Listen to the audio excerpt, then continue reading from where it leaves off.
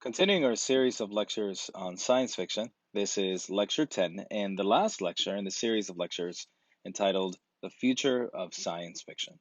Now, before we can talk about where we're going as a genre, we need to talk about where we've been.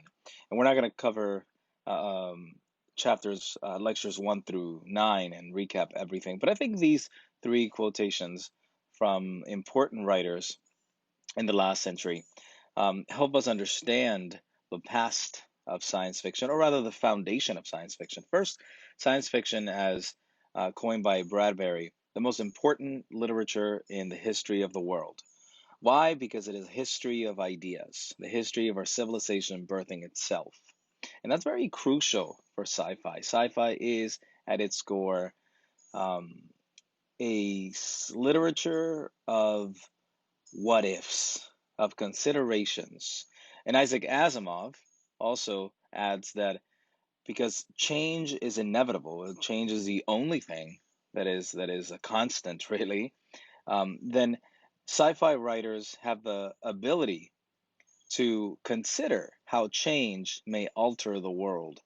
They deal in that currency, in the currency of change, and that is why it is important because sci-fi writers maybe they cannot foresee the future, right? They cannot see what will happen, but they can wonder if something does happen, what would it look like, and what would it be, and what would we do in response to it? And the creator of Star Trek, I think, puts it best as science fiction as a way of thinking. That is a kind of logic that helps us look at what really matters, the important subjects, whether it's 50 years ago or 60 or 100 or today, these subjects are of weight. But what do people think about science fiction in the modern world? What are people saying about science fiction? Well, a lot of people are saying that fantasy is diluting science fiction, and in turn, they're both dying. They're saying that we're running out of science altogether. They're saying that all new sci-fi writers are essentially bad or not as good as the other ones used to be. There's no more Isaac Asimovs, there's no more Ray Bradburys, and so on. They say that sci-fi stories have essentially moved to film. So with a transition to another genre, to another medium, uh, the genre itself is dead, at least in book form. Essentially, science fiction has come to an end. But has it? Has it really? Fantasy diluting science fiction. Is fantasy really diluting science fiction, or are they both blending in some way? Fantasy is not what it used to be when George MacDonald wrote it. Fantasy today has a lot more rules, more guidelines, more explanation. A lot of fantasy that deals with magic, for instance, will give you a lot of rules. Will tell you where it comes from. Will tell you what powers it, how does it work, what are its limitations. Fantasy today is not as, I don't know, firmly planted in midair as it used to be. It makes a lot more sense, and I think it's because it has been inspired by science fiction, because science fiction writers always intended to explain themselves or explain the science that they were conceiving. We're running out of science is another one that's really interesting. It's always said that science fiction is kind of hitting a wall because we're running out of science to write about. Are we really? We live in the zenith of technological age. How can we be running out of science? You're going to tell me there was more science 100 years ago than there is today? I don't think we're running out of science. I think that um, science is moving so quickly, and there's so much to write about that we'll have science to write about for another 100 years. How about the new science fiction writers? That they're not as good as the other ones. I don't know. I have to confess I don't read a lot of modern sci-fi. Uh, Primarily because I haven't found too many that really appeal to me, at least in the style. But I think the ones that I have read in the modern in the modern sci-fi are definitely worthwhile. The writer of The Martian, for instance, who also writes Artemis, which is a kind of sequel to the idea, though the characters are not the same and they're not continuous. Ted Dekker is another example of a sci-fi writer. There are other modern writers in the world today, some that we've covered even in this series of lectures, that I think stand toe to toe with the writers of old, if you want to think of it like that. So I don't think necessarily that the new sci-fi writers are bad. I do think that they've taken a different direction. there's a lot of blend between sci-fi and fantasy. And maybe for some people who are more purists, they prefer more sci-fi than fantasy.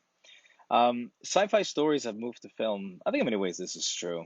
I think in many ways this is true, but stories are all the same, and often films can inspire book ideas and vice versa. There's a cyclical nature to it. So sci-fi is not coming to an end. But what what are the experts saying? What are the agents and the editors saying about the future of science fiction? Well, what do they see as the future of science fiction and fantasy? One such expert says that science fiction, which has been overshadowed by fantasy in recent years, will be in demand again. Urban fantasy, one of the fastest growing genres in the past few years, is on the decline, and the market is saturated with vampires and werewolves and zombies, right? And this is true. And maybe people are growing tired of that trend. Tired, maybe not. Maybe it's oversaturated. And now the pendulum swings in another direction. So we'll want to go back to scientific theories, maybe the cyberpunk era, alternate worlds, space operas. I think these are definitely coming back. And I agree with that. Do they feel that young adult is dominating the genre? Well, I think it might be more appropriate to say that the genre is dominating young adult, which is true. I think a lot of sci-fi has sort of uh, fixed his attention on the young adult market or young adult world because it realizes that that is, well, that's the readership that is most interested in that style. And that's okay. There's still plenty of sci-fi or fiction adult series. They're doing great. Um, but sci-fi writers have been very keen on identifying their readership. And I think young adult is the primary readership. Are adult sci-fi writers or fiction authors jumping on the young adult bandwagon? I think there are quite a few authors who are excited about the idea of writing for a teen audience, while there are a few who've done it for commercial reasons. But there are so many more who've done it for the artistic challenge of telling a really tight story with great characters. Teens have strong crap filters, as he calls it, and will skip over anything that tries too hard or feels inauthentic. Right, hence the challenge. I think that's true. I think young adult writers, young adult readers are not as easy to write for as you'd imagine because they're not easily pleased. So what are the current trends in science fiction and in fiction? I think there is a trend toward the darker and more realistic sci-fi in fiction, says Eddie Schneider. And Sandy Liu says the hard science fiction is returning. The boom in fantasy, maybe on the wane, and robots and aliens, maybe the next big thing. I think she's right. I think more hard science is coming back, especially because of the kind of era that we live in. So when we talk about science fiction in the future, really we're having a conversation about respectability. We're having a conversation about, is science fiction a respected media genre today? Has it finally entered the canon, right? Some science fiction is no longer regarded as an embarrassment or subliterary genre as it used to be, and there still exists remnants of that attitude toward science fiction. But it's become much more reputable in the last 50 years. And even the ones who are writing the franchise kind of novels written specifically with guidelines just to write something that goes directly into a movie or a video game, because there are writers who are doing this. Um, even that aside, I think sci-fi is becoming a much more reputable genre. And I think sometime in the future, within the next 50 years, it will establish itself as a titan of literature. So when we think about science fiction in the future, we really should be thinking about what is being theorized now. It's too early to tell, of course, but it's being theorized now as the ultra unreal. Sounds great.